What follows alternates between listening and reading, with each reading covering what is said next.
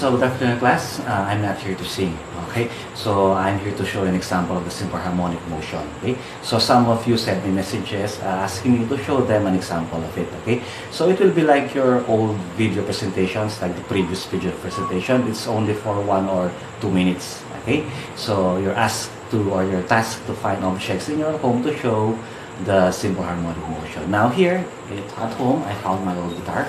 So this is an example of a simple harmonic motion. Not the guitar itself, but the strings. Okay? So the strings, as you can see, are in equilibrium. So they are either horizontal or vertical, diba? So this is horizontal. Okay? So when I exert a force, okay, it's better if I show you the illustration. Now, you need not show me an illustration. Pwede mo lang explain, okay, an explanation. Papagita ko lang para maliwanag.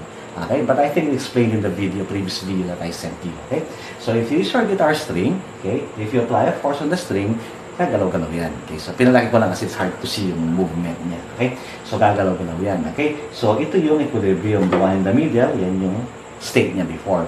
So meaning pag gumalaw siya, as you can see, gagalaw-galaw yan siya ng ganito. So nagkakaroon siya ng sinusoidal movement or yung oscillation movement. Okay, siya. Now, this is a distance from the mean or the center equilibrium to here. So, pareho lang naman yan. Now, the distance will depend on the force applied. Pag malakas yung force na in-apply mo, okay, so medyo mas malayo yung abutin niya. Pag mahina yung force mo, okay, so malapit lang yung abutin niya na distance. And your distance is siyempre proportional to your equilibrium. Proportional to your acceleration going to equilibrium. Sorry. Okay? So, you need not show me this. Pwede explain mo lang through words, okay, in the video kung paano siya naging ganun. Bakit siya naging simple harmonic motion. Okay, so I repeat. The guitar strings are in equilibrium. Once you strum them.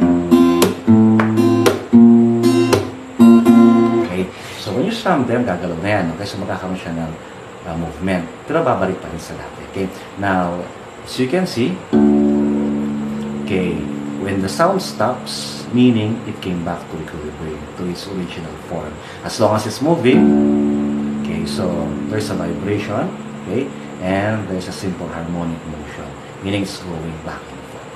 Okay, so I think I show you a simple example. Now you are going to look for objects in your home that can show me or show us a simple harmonic motion. So I think that's it, and good afternoon again to all.